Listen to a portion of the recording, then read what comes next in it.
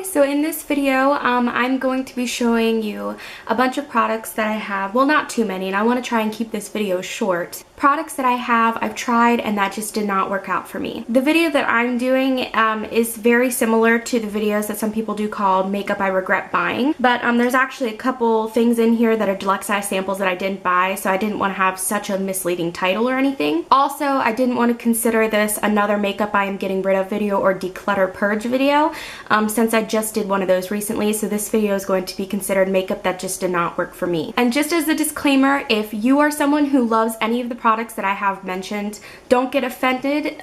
Makeup isn't, certain makeup isn't for everyone. Now, a few of these products that I have in here, the reason why I don't like them is quite redundant, so I'm kind of going to mention them all at the same time, and you'll see what I mean in a second. So all four of these products right here, I will read them off in a second, all have very similar reasons as to why I don't like them. The first two are concealers. I actually did a video on this one. This is the Physicians Formula Touch of Glow NudeWear Concealer in Nude Glow. If you haven't seen that video, I'll link it in the description box. I'm a little disappointed that they don't have any other shades. It's not a one size fits all when it comes to makeup. I have pretty fair skin, and a very orangey toned color like this isn't going to work, as a cure-all for my face. I think that this concealer is perfect for those mid-range skin tones. In that video, I said I liked it, and I do like the formula. I like the way that it blends out, and I did think that because of the salmon undertone, it covered up my purple under eye circles. But as far as an everyday concealer, I cannot wear this, and I'm really disappointed because this is so expensive. I think at CVS I paid nearly $15 for it. However, I would recommend this for someone who does have the bluish purple under eye circles and has like a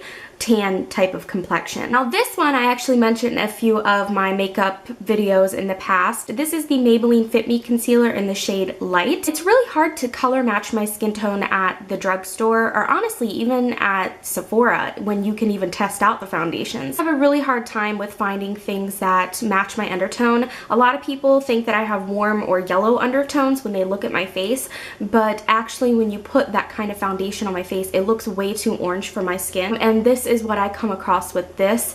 If I take it out and I swatch it, you will see that it is way too orange for me. Even when I try and blend it out and put a powder over top, I still find that it has that orange cast. Well, this just didn't work out for me, but the formula is really nice. So if Maybelline were to come out with more cooler toned fair skin concealers, I think that I would definitely be one to try it. And this is the Revlon Photo Ready Instafix. It's a stick foundation from Revlon. Like I said, drugstore foundations are really hard to match because they don't have an open tester for you to try, but I had faith in this one because it said that the color of it was 110 Ivory, which is exactly the color that I'm in the Revlon Color Stay foundation. I'm a little disappointed that Revlon didn't match up. If you're going to call this one 110 Ivory and you're going to call the Color Stay one 110 Ivory, I would assume that they would be very close in range of color. But I'll go ahead and swatch it here, and I'll show you that it is a way too orange for my skin. Not as orange as the Maybelline Fit Me. My face will not match the skin on my neck when I put this on, and I even tried just using this as a concealer or to cover up blemishes.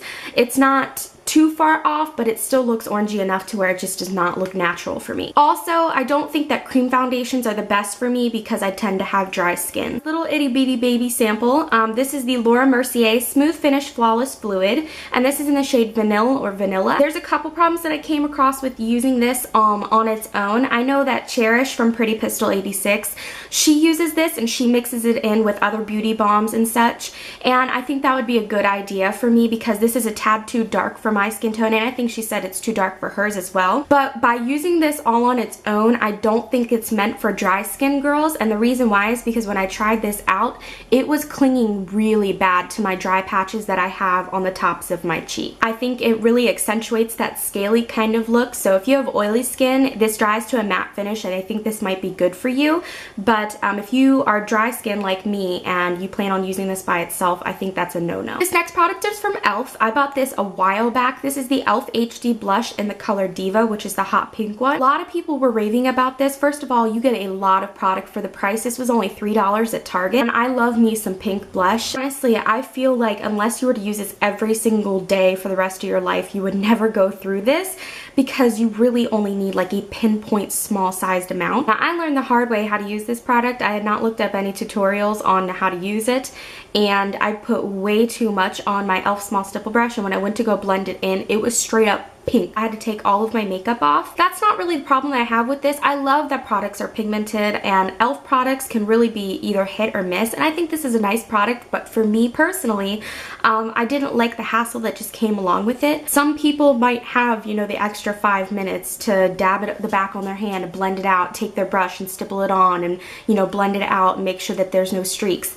I don't really have that kind of time, and I think that powder blush just works well for me because it's so much easier to blend out. This was a nice product, but I think that they should probably sheer it out a little bit more and make it easier for people to just, you know, no-brainer, put it on and go. I have one more e.l.f. product that I want to mention. This I'm probably going to get a little bit of hate for because a lot of people love this, and I was really hoping to love it too. This is the e.l.f. Contouring Blush and Bronzer in the shade St. Lucia, which is the one that everybody says is the NARS Orgasm and Laguna dupe. My gripe for this is not so much about the blush than it is the bronzer. I do have a small size of the NARS Laguna bronzer because it came in a little palette that I bought a while ago. Because I'm so fair-skinned, I'm not a big fan of warm tone bronzers, let alone very shimmery bronzer. This bronzer is very soft to the touch, and it has a lot of shimmers in it, and honestly, when I've used it quite a few times, so I know when I put it on my face, I can still kind of see that shimmer, and I don't really like it. I just don't see myself gravitating towards it as much as I should if I liked it as much. The quality of these two products is really good for only $3,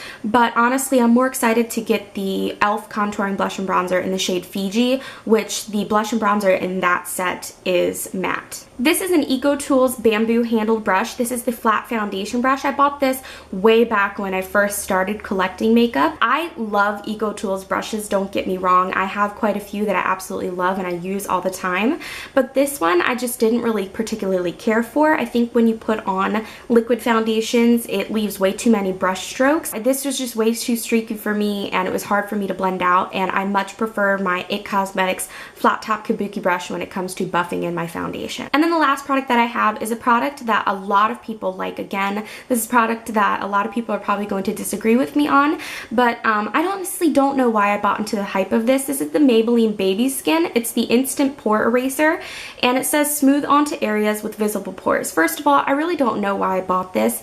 Everybody has pores, of course. I'm not claiming to not have any, but I don't have any that's extremely visible to where it affects the look of my foundation or powder or anything like that. But I bought this because a lot of people said it was an awesome primer, not thinking, duh, Desiree, you don't have oily skin, you don't really need something that's like this. In case you're wondering if you haven't tried it yourself, it is one of those silicone-based textures, so it does feel kind of greasy, and that didn't really bother me too much.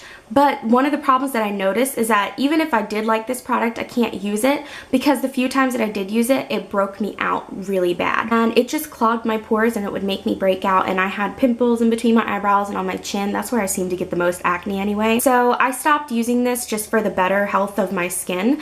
But I will say that when I do my friends' makeup and my friends have oilier skin, they really do like this, and it helps the foundation glide on smoothly. So thank you so much for watching this video. Hopefully it wasn't too terribly long, and I really appreciate it. I hope you will stick around for more videos to come.